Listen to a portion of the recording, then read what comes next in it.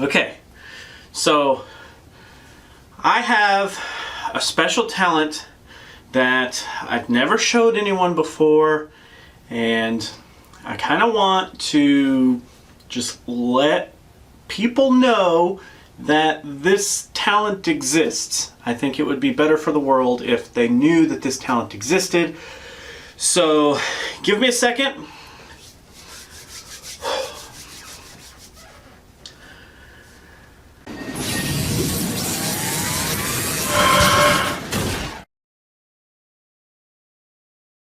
What is going on, guys? So today we are back with another deep dive, diving deeper into the Rainbow Cup, and this is our second to last deep dive of the month. Can you believe it? If you've been here all month, thanks. It's cool that you've been hanging out this long. If you've been here longer than a month, even cooler. Thanks for hanging out for even longer than a month. I don't really know what else to say, but thanks. We're closing in on the new cup announcement, which is supposed to drop on Monday. If you're out there at GoFest this weekend, enjoy your time. I will be trying to watch closely for the tournaments that pop up over the course of the weekend. I didn't win the lottery, I didn't get a ticket, so I won't be participating in anything, and I felt like if you guys made it to Worlds, you guys pretty much had enough knowledge to really tackle that meta anyways. So today we're actually going to be talking about Slowbro, which is a water and psychic type Pokemon making some waves in the cup because being a confusion user actually sets up some interesting plays here. So with Slowbro, you actually do max out at level 40 with 15s across the board at 25-45, which is pretty freaking crazy, especially in the Ultra League. But with a 0-1 attack, 13 defense, and 15 stamina at 22.5, you can hit an even 1500, which does make you pretty freaking great in the Great League there. Now, according to my spreadsheets and all the numbers that I've ran, Slowbro should rank around 17th in bulk and 14th in stat product, which is actually pretty freaking high. That's a lot higher than yesterday's, which was... And of course, all this does come from our base stats here with a 177 on attack, 180 on defense, and 216 on stamina.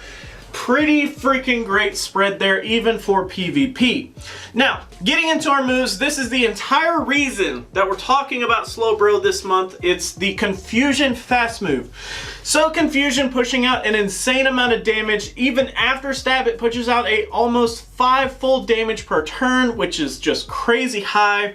With a very respectable energy gain, it makes it an overall great move, and really is kind of what carries a lot of the Pokemon throughout this month. Basically, if you have Confusion, you automatically get a participation trophy for this month because, I mean, it's just such a great move. It literally can propel any Pokemon to actually be decent. Now, being a great Pokemon takes a little bit more than just Confusion, which we're going to look at with Slowbro today. So, our first fast move here is actually Water Gun with 3 energy per turn. We do get 3 damage per turn. After stab, it does get bumped up to the 3.6. Confusion, like we said, is a 3 energy per turn for 4 damage per turn with a 4.8 after stab, which is really freaking awesome. Definitely want to go with Confusion here in this cup. Yeah, I guess you could go with Water Gun if you wanted to run Slowbro, but Slowbro doesn't really have like a charge move that pays off as well as Confusion will for you early on. If it had something like Psyshock, maybe you could get away with doing like an anti-meta type Slowbro where you just kind of play against what they think you're going to be using it for. But here we're definitely going to want to run Confusion as it does give us a lot more damage for the same energy that Water Gun would have. Next, we do have Water Pulse here. For 60 energy, we get 70 damage at a 1.17 damage per energy ratio. After stab, it does get bumped up to the 84 for a 1.4 on the damage per energy ratio. Always good to see there. Then we have Psychic here. For 70 energy, we get 100 damage at a 1.43 damage per energy ratio. After stab, it is a clean 120 on the damage with a 1.71 on the damage per energy ratio, so pretty great there. Then we also do have Ice Beam here. For 55 energy, we get 90 damage at a 1.64.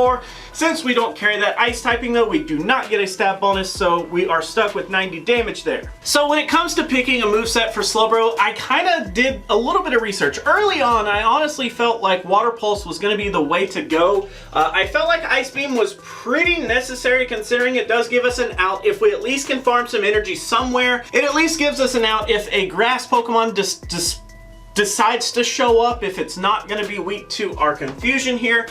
because it doesn't carry that poison typing, then at least Ice Beam will help cover a lot of our weakness as a water type Pokemon.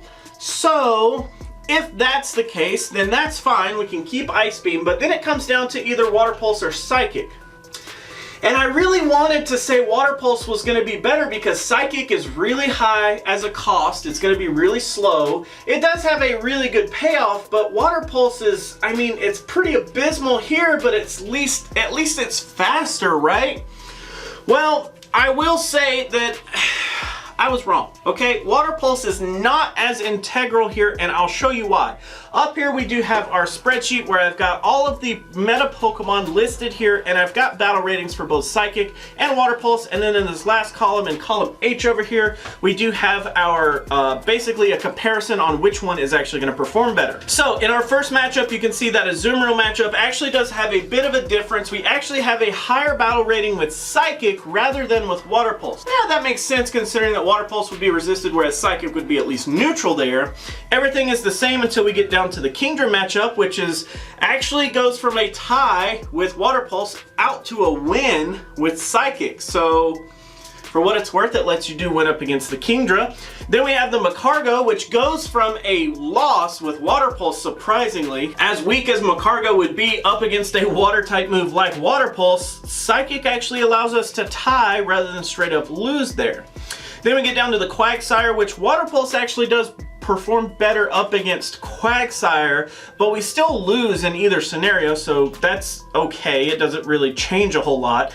And then in the Slowbro matchup up against ourselves, of course, PvPoke actually chooses Psychic as the move there, but we would perform better up against ourselves if we had Psychic.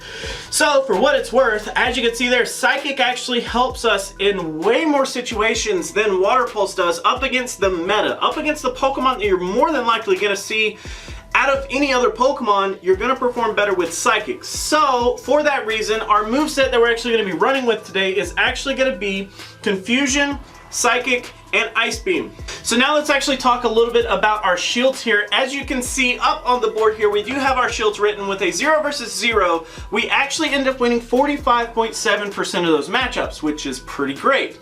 Then we have that 2 versus 0, which is a 90.2%. But as most of you know, we're actually not too concerned about which the ones we beat. If we have both shields, it's kind of advantageous for us. We actually want to know which ones we still end up losing to if we have complete shield advantage. And a couple of the Pokemon that show up here are a couple of the Razor Leafers, like Vileplume and Gloom do show up here. And then Houndoom can actually give us some trouble, and Fortress also does give us some trouble here. So there's not too many Pokemon that give us trouble, but those are kind of the more relevant ones. Razor Leaf in general is pretty hard up against us. I think Blossom showed up here. I can't quite remember for sure. I didn't write it down, but it's basically Razor Leaf.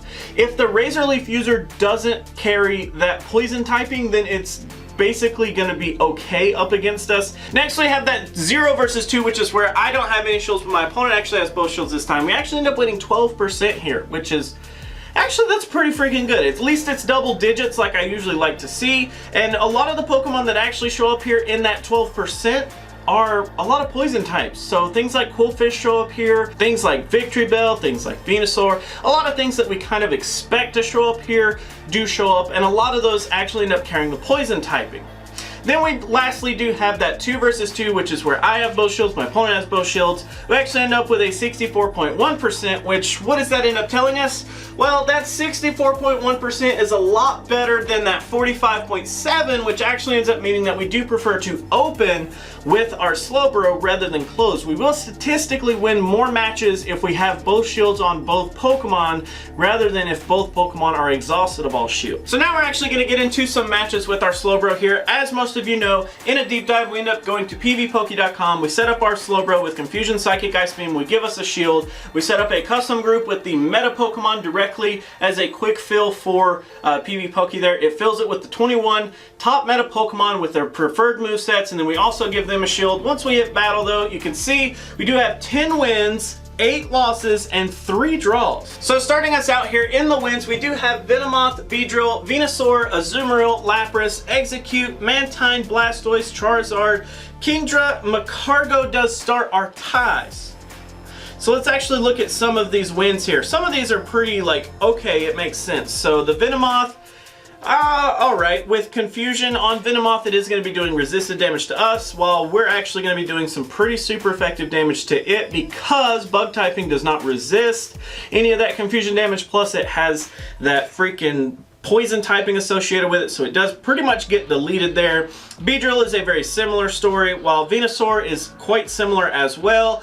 Azumarill, okay, we're actually hitting it for neutral damage while it's hitting us for resisted damage. Lapras, kind of the same thing. Execute, kind of the same thing. We're both hitting each other for some resisted damage, but we are able to actually push out, especially with that Ice Beam. It does give us quite a bit of an advantage there. It does have Seed Bomb. I'm pretty sure it just comes down to how each side kind of plays their shields. If you can kind of shield bait here and there, then you may be able to do a pretty good job with Execute there. Then we do have the Mantine, which is basically neutral versus neutral, although we do actually end up inching that one out. Blastoise is going to be resisted up against some neutral. Charizard, here again, resisted neutral. You can kind of see a pattern here. Let's actually go on down to the Macargo. We actually end up tying against, which we did talk about a little earlier. And then we have the Slowbro.